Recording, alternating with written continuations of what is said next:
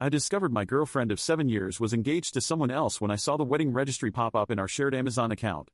6 weeks later, I watched her carefully constructed double life completely collapse. My name is Tom, and this is the story of how a simple Amazon notification changed everything. Sarah and I had been together for 7 years. We lived together in a 2-bedroom flat in Manchester, had a shared bank account for household expenses, and a shared Amazon account for convenience. By every measure, we were building a life together. I thought we were heading toward marriage. Turns out, she already had that plan, just with someone else. It started with the notification. I was browsing Amazon one Tuesday evening when a banner appeared. Your account has shared a new wedding registry with you, Sarah and James, May 2025. I stared at it for what felt like an eternity. Sarah was in the shower. Our relationship suddenly felt very small in that moment. My first instinct was to panic. My second was to check if there was some explanation. Maybe it was a mistake, maybe it was for a friend's wedding she was helping with. But no. The registry listed her full name, our address, and detailed notes about her preferences. It was unmistakably hers. When she came out of the bathroom, I asked her casually about her day. She said it was normal. Work, lunch with a mate, nothing special. No mention of being engaged. No mention of a James. Nothing. I didn't confront her immediately. I know that sounds strange, but I needed to understand what was happening before I acted. I did something I'm not proud of. I created a fake Facebook profile and searched for this James bloke. Found him in minutes. Mid-30s, works in finance in London, engaged to Sarah, according to his profile, wedding planned for May at some country manor. The photos showed them together at various events over the past 2 years. 2 years. She'd been living a double life for 2 years while sleeping in our bed every night. I spent the next week gathering information. I found her second phone hidden in her work bag.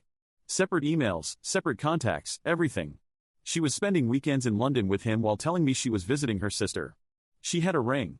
An actual engagement ring she kept at his flat in Canary Wharf. The betrayal wasn't just the cheating, it was the systematic, calculated deception. This wasn't a mistake or a moment of weakness.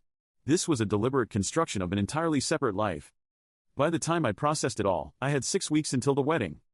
Here's where most people would say I got revenge. I didn't. Not in the dramatic way you might expect. I did something far more effective. I contacted James. I sent him a simple message through Facebook with all the evidence. Screenshots of her second phone, photos of her at our flat with me, with dates, bank statements showing shared expenses, the works. I wrote, "You deserve to know who you're marrying. She's been living with her boyfriend for 7 years. I'm happy to answer any questions." Then I waited.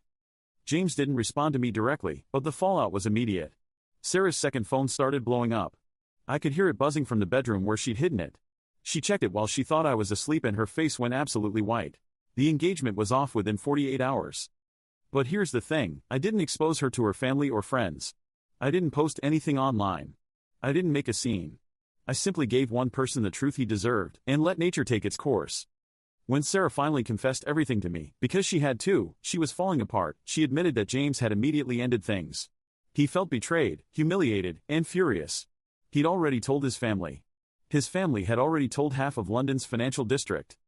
The wedding she'd been planning for months, the dress she'd already ordered, the venue booked, the guest list prepared, all of it evaporated in a single day because one person finally knew the truth. I moved out the following week. I didn't yell at her. I didn't make threats. I simply told her I couldn't be with someone so fundamentally dishonest, and I packed my things. My mates helped me out, and that was that. The best part? Her mom called me a month later asking what had happened because Sarah was depressed and wouldn't explain. I told her the truth. All of it. Sarah's family had no idea she'd been living a double life, and they were devastated, not just by the cheating, but by the magnitude of the lies. Sarah tried to contact me several times over the following months, crying, apologizing, saying it was all a mistake. She wanted to work things out. But you can't come back from 7 years of systematic deception. You just can't. Last I heard, through a mutual friend, she's still in Manchester, single, and her relationship with her family is still strained. James married someone else the following year. And me? I'm with someone who actually includes me in her life, not as a backup plan. The moral of this story isn't that I'm some hero. I'm not. I'm just a bloke who found out his girlfriend of 7 years had built an entire parallel existence. What I did wasn't revenge in the traditional sense, it was simply allowing the truth to exist. And sometimes, the truth is punishment enough.